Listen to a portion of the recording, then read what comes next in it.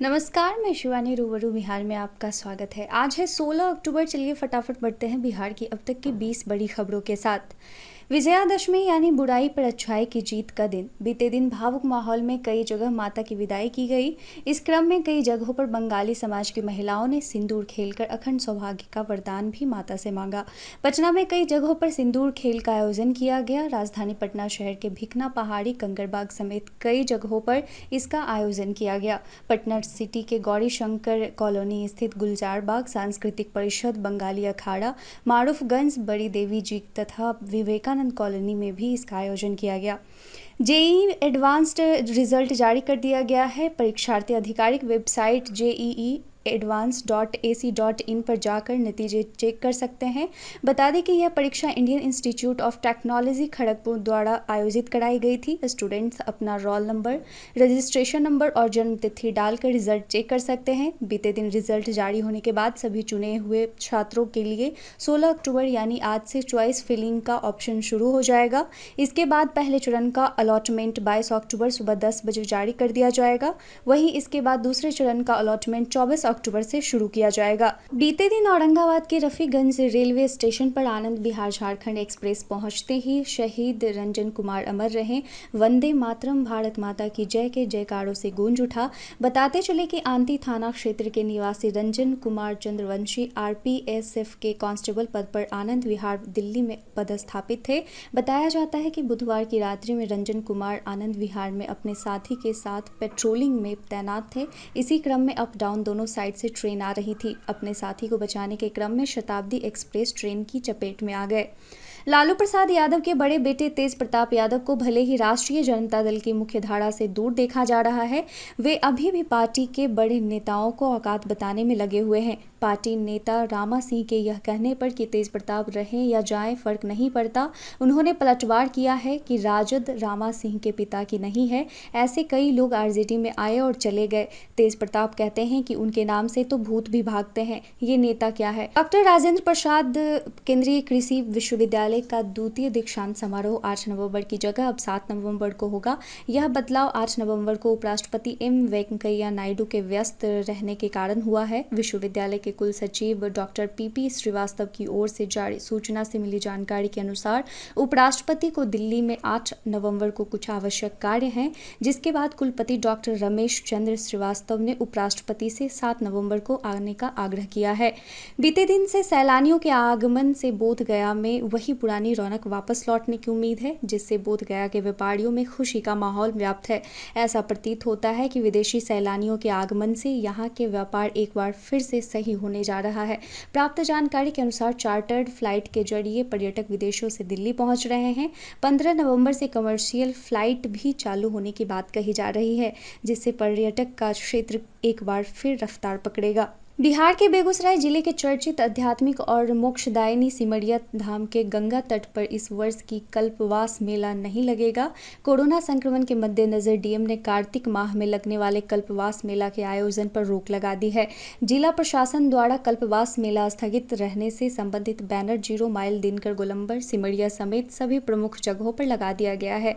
State bank of India में probationary officer यानी PO के पद पर बम्पर भर्तियां होने जा रहा है। बैंकिंग सेक्टर में सरकारी नौकरी की तलाश कर रहे लोगों के लिए यह शानदार मौका है। वैकेंसी में आवेदन करने के लिए उम्मीदवारों को 25 अक्टूबर 2021 तक का समय दिया गया है।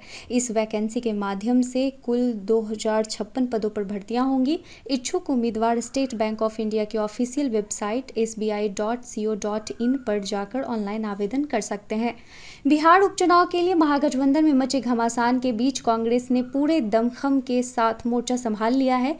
तारापुर और कुशेश्वर स्थान के लिए अपने प्रत्याशियों की स्थिति मजबूत करने के लिए कमर कस ली है, जिसके लिए दोनों जगहों से प्रेक्षकों की नियुक्ति की है। मिली जानकारी के अनुसार तारापुर के लिए चंदन यादव को प्रेक्षक की जिम्मेदारी दी है, जबकि कुशेश्वर स्थान से रंजीत रंजन को ऑब्जर्वर बनाया है। बिहार में हवाई उड़ानों के बढ़ते ग्राफ के साथ ही इसकी सुविधाएं भी बढ़ाने पर जोर दिया जा रहा है। इसी क्रम में बोधगया के पर्यटन और त्योहारी सीजन के मद्देनजर गया से दिल्ली के लिए इंडिगो एयरलाइंस भी अपनी सेवा 16 अक्टूबर यानी आज से शुरू करेगी। इंडिगो एयरलाइंस के विमान सप्ताह में 3 दिन मंगलवार, गुरुवार और शनिवार को गया से दिल्ली और दिल्ली से गया के लिए उड़ान भरेंगे।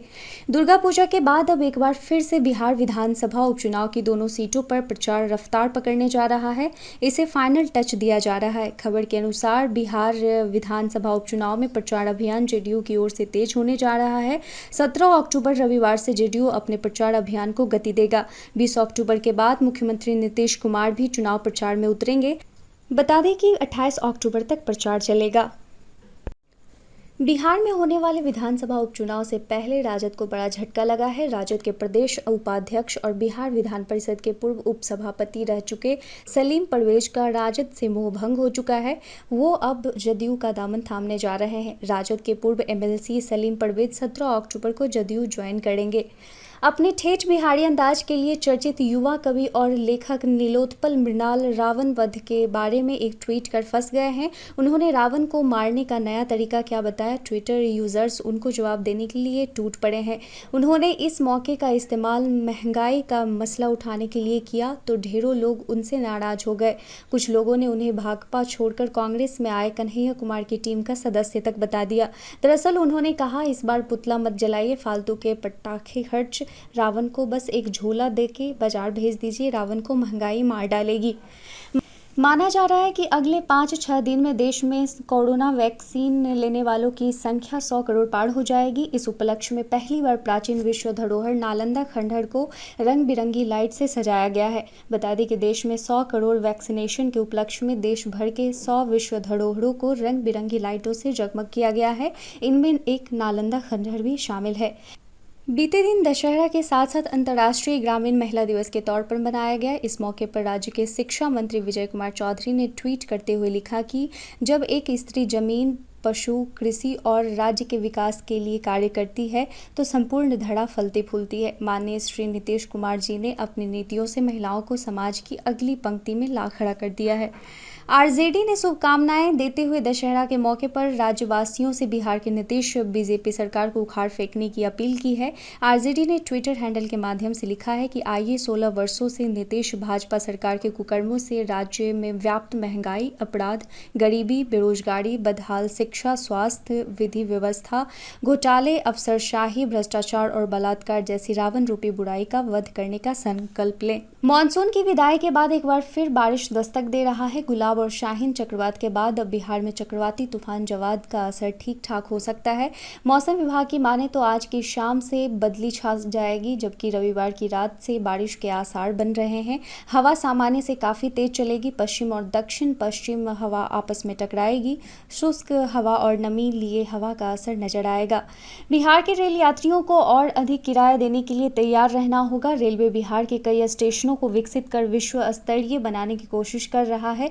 स्टेशनों के विकास पर करोड़ों रुपए खर्च किए जाने हैं। बिहार में गया, राजेंद्र नगर टर्मिनल, मुजफ्फरपुर, बेगूसराय, सीतामढ़ी, बरौनी और दरभंगा स्टेशन को रेलवे स्टेशन पुनर्विकास योजना के तहत विकसित किया जाना है। रेलवे की योजना के लिए स्टेशनों के पुनर्विकास में खर्च होने वाली राशि रेल यात्रियों से वसूल की जाए। इसके लिए स्टेशनों से यात्रा शुरू और खत्म करने वाले यात्रियों से यूजर चार्ज वसूल किया जाएगा। बिहार में बिजली चोरी रोकने के लिए संबंधित कंपनी लगातार सख्ती बरत रही है और नई कोशिशें कर रही है। पिछले दिनों बिजली कंपनी की ओर से कई उपभोक्ताओं का कनेक्शन काटा गया है। वहीं मीटर बाईपास कर या बिना कनेक्शन बिजली जलाने वालों पर भी कार्रवाई हुई है। कंपनी बिजली की खपत के आधार पर ऐसे उपभोक्ताओं की पहचान करने में जुटी है जहां बिजली चोरी का अंदेशा है। अब बिजली कंपनी ने चोरी रोकने के लिए आम लोगों का सहयोग लेने का फैसला किया है और व्हाट्सएप नंबर जारी किया है। कंपनी ने अपील की है कि बिजली चोरी की सूचना टोल फ्री नंबर 1912 और व्हाट्सएप नंबर 7033355555 पर दें। कल हमारे द्वारा पूछे गए सवालों का आप लोगों में से कई लोगों ने अपना जवाब हमें कमेंट सेक्शन में लिख कर दिया था। जिन्होंने हमारे द्वारा पूछे गए सवाल का जवाब दिया था उनके नाम है राजेश संथालिया, नूरुद्दीन खान, नीतीश कुमार, महेश दास, घनश्याम कुमार, लक्ष्मण कुमार, विपिन कुमार, विक्रम बिहारी, मनोज कुमार, कुमार चंदर, अविनाश कुमार, संजीत कुमार और सोनू यादव। इसके साथ ही चलते हैं आज के सवाल की ओर। इसके साथ ही चलते हैं आज के सवाल की ओर। रेलवे स्टेशन के विकास के लिए खर्च होने वाली राशि रेल यात्रियों से यूजर चार्ज के तौर पर वसूल किए जाने का फैसला सही है या नहीं। आज के लिए बस इतना ही। बिहार की तमाम खबरों के साथ जुड़े रहने के लिए देखते रहें रूबरू।